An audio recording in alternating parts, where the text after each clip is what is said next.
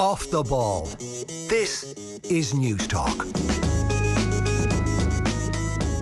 Now then, you're welcome back. So we're going to talk Super Bowl with Kavitha A. Davidson, sports writer for Real Sports with Bryant Gumbel. Kavitha, great to have you on. Thanks for the time.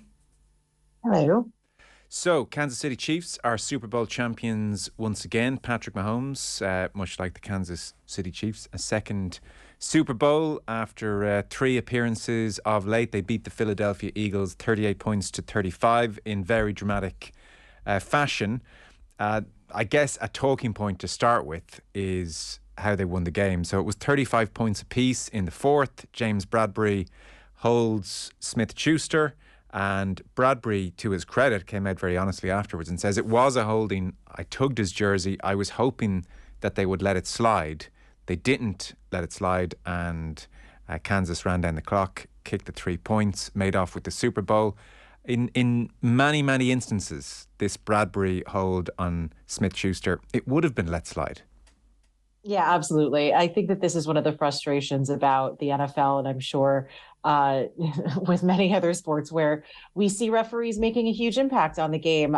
It is by the letter of the law a hold. We see it not called all the time. We absolutely see it not called in a game of this magnitude and a play of this magnitude. But as you said, to his credit, Bradbury said this was a hold, and that's how they called it. So, has it soured the aftermath? Is it the big talking point in the last 24 hours, or less of that scale? It really depends on where in the country you are, I think. But yes, I mean, it is a huge thing that everyone's talking about. And frankly, a big talking point throughout the season and throughout most of NFL fandom is how much of an impact the refs do have on the game. So this just adds a lot more fuel to the fire there.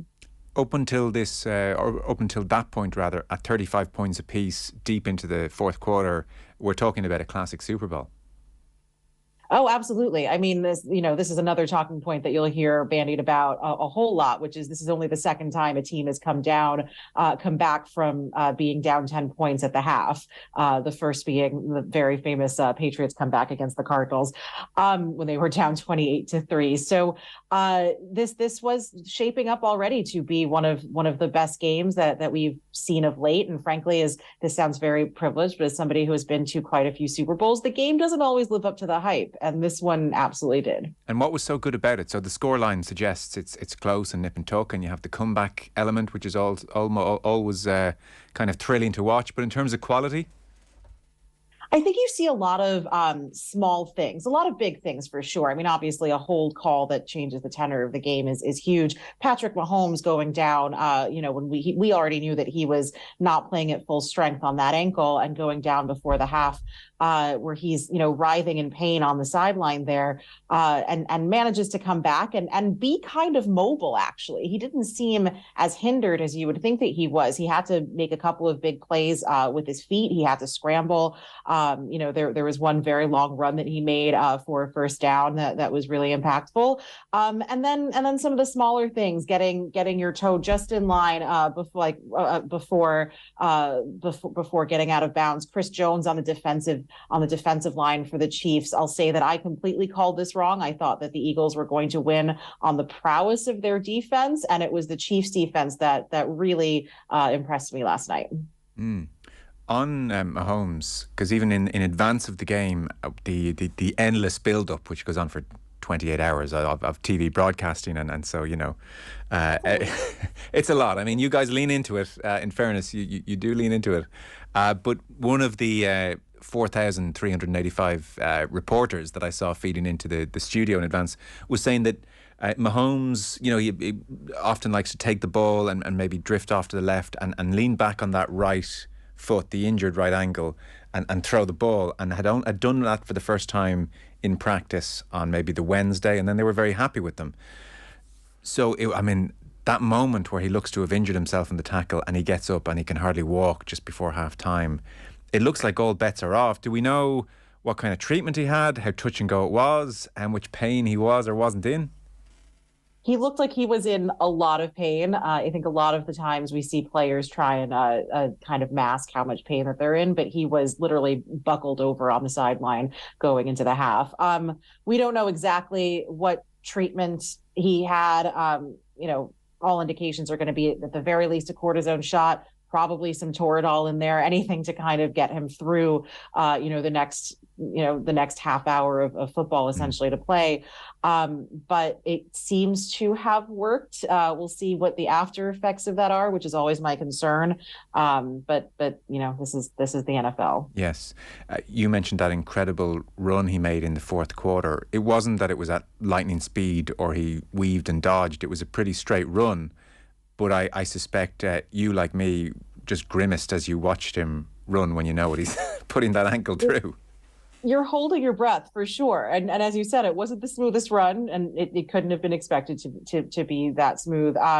But yeah, you're holding your breath. You're hoping that he's not limping any further than he already is. And at some point, I think, I was at a Super Bowl party. Half the room was just yelling at him to go down, to take a slide and not sacrifice himself further. Mahomes, an interesting case study now at 27 years of age. This is his second Super Bowl win in 3 appearances. He is 2-time MVP. He is 2-time Super Bowl MVP. So I think I'm right in saying that only Brady and Montana have hit those milestones and gone beyond. So suddenly he's in rarefied atmosphere, and people are having the beginnings of conversations about where he's going to finish up in terms of all-time greatness.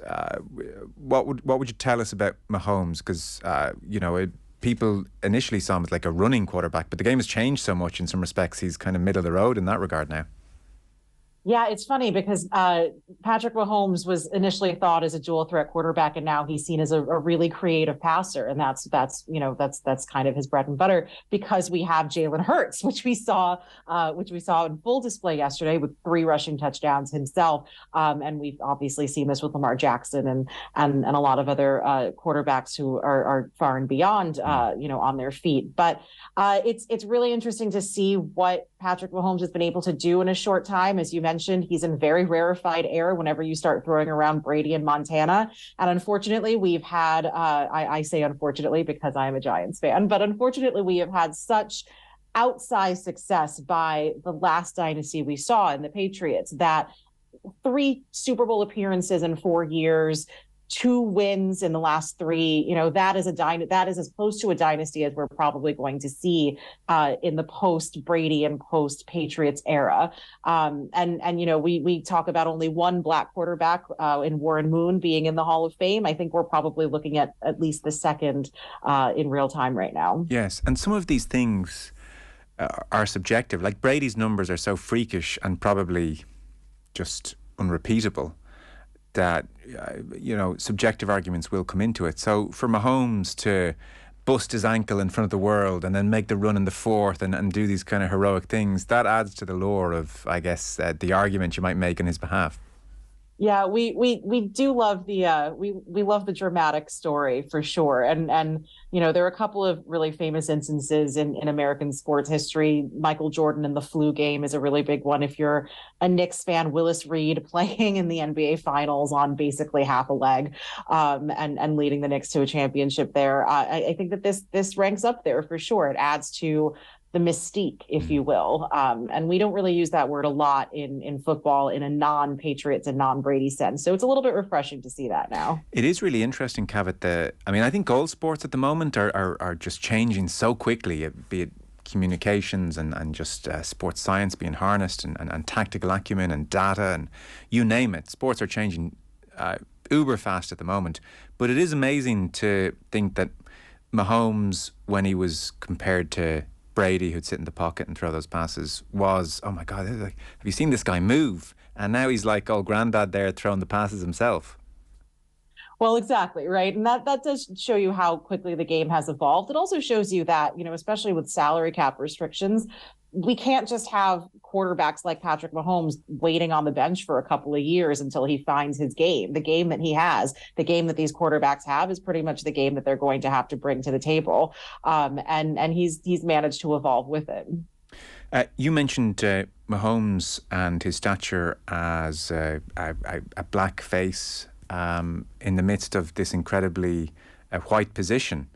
And, the tropes thrown at African-American Quarterbacks down the years, I think, are well known at this stage, and the point was made widely that in Mahomes versus Hurts, this was the first time in the Super Bowl we had two African American athletes in the Super Bowl, and Mahomes himself spoke in advance of the Super Bowl at his pride and his happiness to see this development. I thought it was noteworthy, Kavitha, that Doug Williams was there, the first African American to win the Super Bowl 35 years ago at quarterback, the only, I think, the first when he came through 35 years ago. It was interesting. He was there pre-game holding up the trophy. So to some extent or other, the NFL lent into that conversation.